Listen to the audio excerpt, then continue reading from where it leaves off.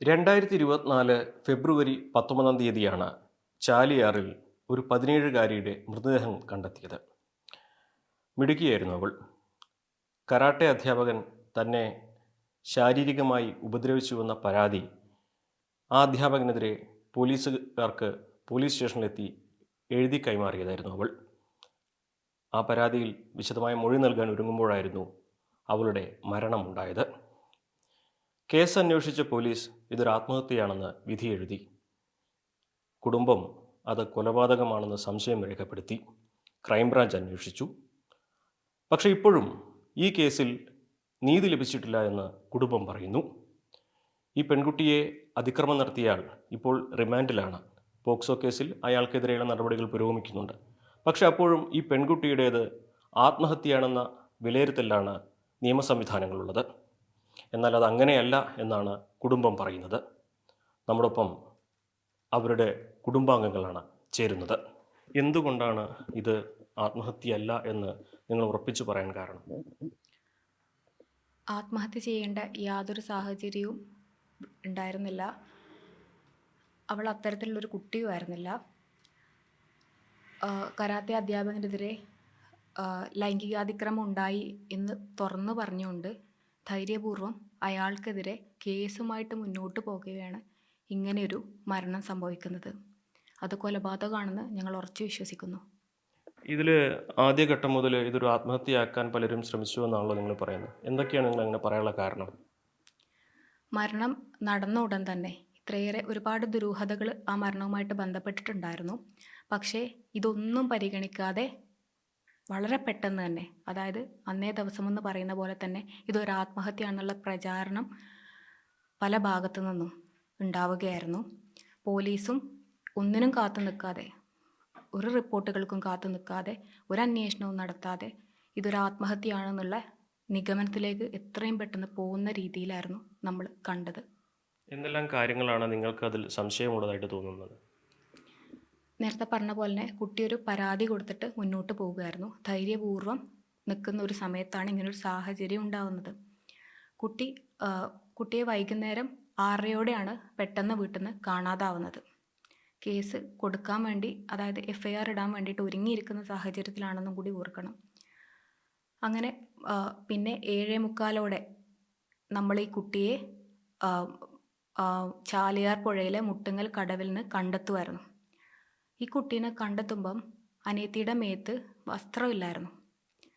കുപ്പായമില്ലാത്ത രീതിയിൽ അർദ്ധനഗ്നയായിട്ടായിരുന്നു കുട്ടീനെ കണ്ടെത്തിയിട്ടുണ്ടായിരുന്നത്. പിന്നെ ഈ മരിച്ചു കിടക്കുന്ന കടവിൽ ഒട്ടും വെള്ളമില്ലായിരുന്നു. അതായത് ഒരു മനുഷ്യന് ആത്മഹത്യ ചെയ്യാൻ വെള്ളമില്ലാത്ത, അത്രയും വെള്ളം കുറവുള്ള ഒരു സ്ഥലത്താണ് കുട്ടി മരിച്ചു കിടക്കുന്നുണ്ടായിരുന്നത്. ഇതൊക്കെ സംഭവിക്കുന്നത് വളരെ ചുരുങ്ങിയ സമയം കൊണ്ട് ഒരു കുട്ടി മരിച്ച് കരക്കടിഞ്ഞ് പൊങ്ങുക എന്നുള്ളത് അസ്വാഭാവികമായിട്ടുള്ള കാര്യമാണ്. കാരണം ഒരിക്കലും ഇപ്പം വെള്ളത്തിൽ പോയി മരിക്കുന്ന ഒരു മനുഷ്യൻ പോലും എപ്പോഴാണ് കരക്കടിയുന്നത്, എപ്പോഴാണ് പൊങ്ങുന്നതെന്നൊക്കെ സ്വാഭാവികമായിട്ട് ഏതൊരാൾക്കും അറിയാം. പക്ഷേ 6:30 കാണാതായ കുട്ടിയെ നമ്മൾ കാണുന്നത് ചാലിയാർ പുഴയുടെ മുട്ടുങ്ങൽ കടവിൽ കിടക്കുന്നതാണ്. കടവിലാണ്, ഒട്ടും വെള്ളമില്ലാത്ത സ്ഥലത്ത്. കുട്ടിയുടെ ശരീരത്തിൽ മുറിപ്പാടുകളുണ്ടായിരുന്നു. കുട്ടിയുടെ കൈ രണ്ടും മുന്നോട്ടേക്ക് വെച്ചിട്ട് കെട്ടിയിട്ട് കെട്ടൂരിയ രീതിയിലായിരുന്നു. പിന്നെ ഏതൊരാളെന്ന് പറഞ്ഞു കഴിഞ്ഞാലും ഒരു തട്ടിപ്പടക്കാനുള്ള ശ്രമമെങ്കിലും അവിടെ നടത്തും. പക്ഷേ കുട്ടിയുടെ 2 കാലിലെ ക്രോക്സ് ചെരുപ്പും അഴിയാതെ കിടക്കുന്നുണ്ടായിരുന്നു. ഇങ്ങനെ ഒരുപാട് കാര്യങ്ങൾ അതുമായി ബന്ധപ്പെട്ടിട്ട് ഉണ്ടായിരുന്നു. ഇതൊക്കെ നമ്മൾ എല്ലാ ഘട്ടത്തിലും ഇത് അന്വേഷിക്കുന്ന ഉദ്യോഗസ്ഥരോട് തുടക്കം മുതലേ ഞങ്ങൾ ഉറച്ചു പറഞ്ഞതാണ്. ഇതൊന്നും കൂടാതെ തന്നെ കുട്ടി ആ ദിവസത്തിൽ കുട്ടി കടവിലേക്ക് പോകുന്നതും ഇവളെ ഏകദേശം അതേ സമയത്ത് തന്നെ അപരിചിതരായിട്ടുള്ള ആൾക്കാർ അങ്ങോട്ട് പോകുന്നതൊക്കെ കണ്ട ദൃക്സാക്ഷികൾ മൊഴി നൽകിയതാണ്. എന്നിട്ട് പോലും ആ വിഷയങ്ങളിലൊന്നും ഒരു സത്യസന്ധമായ അന്വേഷണം നടന്നില്ല എന്നുള്ളതാണ്. ഇത് ആത്മഹത്യ ആക്കി തീർക്കണമെന്നുള്ള രീതിയിലായിരുന്നു ഇവിടെ കാര്യങ്ങളൊക്കെ പ്രവർത്തിച്ചു പോയത്. നമ്മൾ ഒന്നാമത്തെ ദിവസം മുതൽ ഇതൊക്കെ പറഞ്ഞിട്ടും അതൊക്കെ തള്ളിക്കളയുന്ന രീതിയിലായിരുന്നു കാര്യങ്ങൾ മുന്നോട്ട് പോയത്. കുട്ടിയുടെ ശരീരത്തിൽ അക്രമത്തിനിരയായതിൻ്റെ പരിക്കുകൾ എന്തെങ്കിലും, അതായത് തലയ്ക്കടിയേറ്റതിൻ്റെ ബോധം പോകാൻ കാരണമായിട്ടുള്ള എന്തെങ്കിലും തരത്തിലുള്ള അക്രമം ഉണ്ടായതിൻ്റെ പരിക്കുകൾ എന്നുള്ളതായിട്ട് പ്രാഥമികമായിട്ട് കണ്ടെത്തിയിരുന്നു? ഉണ്ടായിരുന്നു. കുട്ടിയുടെ ശരീരത്തിൽ പലയിടത്തും മുറിവിൻ്റെ പാടുകൾ ഉണ്ടായിരുന്നു. പിന്നെ പോസ്റ്റ്മോർട്ടം റിപ്പോർട്ടിലും കുട്ടിയുടെ മൂർത്താവിൽ അടിയേറ്റ പാടുണ്ട്. ഇതൊന്നും ഇൻക്വസ്റ്റിലോ അല്ലെങ്കിൽ പിന്നെയുള്ള പോസ്റ്റ്മോർട്ടത്തിലോ പരിഗണിച്ചില്ല എന്നാണോ? അതായത് ഇൻക്വസ്റ്റ് റിപ്പോർട്ട് കുട്ടി മരിക്കുമ്പോഴുള്ള നമ്മൾ കണ്ട കുറേ കാര്യങ്ങളുണ്ടായിരുന്നു. ഇൻക്വസ്റ്റ് റിപ്പോർട്ടത്തിൽ ഇതിൽ കുറേ കാര്യങ്ങൾ മാർക്ക് ചെയ്തിട്ടുണ്ട്. പോസ്റ്റ്മോർട്ടത്തിലെത്തുമ്പം അതിൽ കുറേ മിസ്സായിട്ടുണ്ട്. പക്ഷേ ഇതിലെല്ലായിടത്തും ഇടപെടലുകൾ കൃത്യമായിട്ട് മോശം തരത്തിലുള്ള ഇടപെടലുകൾ നടന്നു എന്നുള്ളതാണ്. ഈ പോസ്റ്റ്മോർട്ടത്തിൽ ഇതിൽ മുങ്ങിമരണം എന്നാണ് കാണിക്കുന്നത്. ആ പോസ്റ്റ്മോർട്ടം റിപ്പോർട്ട് ശരിയാണെന്ന് കരുതുന്നുണ്ടോ? അല്ലെങ്കിൽ എന്തെങ്കിലും ഒരു റീപോസ്റ്റ്മോർട്ടത്തിൻ്റെ ഒരു സാഹചര്യം ഉണ്ടായിരുന്നോ അവിടെ? ഇതിൽ കൃത്യമായിട്ടുള്ള അപാകതകൾ നടന്നിട്ടുണ്ട് എന്നുള്ളതും കൃത്യമായിട്ടുള്ള വേറെ തരത്തിലുള്ള ഇടപെടലുകൾ നടന്നു എന്ന് തന്നെയാണ് നമ്മൾ വിശ്വസിക്കുന്നത്. കാരണം കുട്ടി മുങ്ങി മരിച്ചതല്ല എന്നുള്ളത് കുട്ടിയെ വെള്ളത്തിൽ നിന്ന് കണ്ടെടുക്കുന്നു എന്നുള്ളതല്ലാതെ മറ്റു പലതും അവിടെ സംഭവിച്ചിട്ടുണ്ട്. കുട്ടി സ്വയം വെള്ളത്തിൽ പോയതല്ല. കുട്ടി സ്വയം വെള്ളത്തിൽ ആത്മഹത്യ ചെയ്യുന്ന രീതിയിൽ ചാടി മരിച്ചതല്ല എന്ന് തന്നെയാണ് ഞങ്ങൾ വിശ്വസിക്കുന്നത്. ഇത് സംബന്ധിച്ച് പോലീസ് അന്വേഷണം പോരായിക വന്നു എന്ന് കാണിച്ച് ക്രൈംബ്രാഞ്ചിനെ സമീപിച്ചു. അവരുടെ അന്വേഷണം തൃപ്തികരായോ? ഞങ്ങൾ സ്വാഭാവികമായിട്ടും വിചാരിച്ചത് തുടക്കത്തിൽ പോലീസ് അന്വേഷിച്ചു. ഞങ്ങളെ നിരുത്സാഹപ്പെടുത്തുന്ന രീതിയിലായിരുന്നു അവരുടെ മുന്നോട്ട് പോക്ക്. നമ്മൾ എന്ത് പറയുമ്പോഴും ഒന്ന് അന്വേഷിക്കാമെന്ന് പോലും പറയുന്നതിന് പകരം ഒരു നിഗമനത്തിലേക്ക് എത്തുമെന്ന് പറയുന്നത് ഭയങ്കര വേദനയുള്ള കാര്യമായിരുന്നു. പിന്നീട് അന്വേഷിച്ച DYSP അതേ രീതിയിൽ തന്നെയാണ് മുന്നോട്ട് പോയത്. അങ്ങനെയാണ് ക്രൈംബ്രാഞ്ചിലേക്ക് വിട്ടത്. പക്ഷെ അവരും പോലീസിനെ പോലെ തന്നെ മുൻവിധിയോടെ കൂടിയിട്ട് ഇത് അന്വേഷിച്ചിട്ട് ഇതിലെ ബാക്കിയുള്ള എല്ലാ കാര്യങ്ങളും തഴയുന്ന രീതിയിലാണ് മുന്നോട്ട് പോയത്. അപ്പം ഞങ്ങൾ പല ഘട്ടത്തിലും അന്വേഷണം ശരിയായ ദിശയിലല്ല എന്നുള്ളത് നമ്മൾ പ്രധാനപ്പെട്ട പല ആൾക്കാരെയും കണ്ടിട്ടും കത്തുകളായിട്ടും ഒക്കെ ഞങ്ങളുടെ പരാതി അറിയിച്ചിട്ടുണ്ടായിരുന്നു. ഇപ്പോൾ നിങ്ങൾ മുന്നോട്ട് വയ്ക്കുന്ന ആവശ്യം എന്താണ്? ഞങ്ങൾക്ക് ഈ വിഷയത്തിൽ സത്യസന്ധമായിട്ടുള്ള കൃത്യമായിട്ടുള്ള ഒരു അന്വേഷണം വേണം.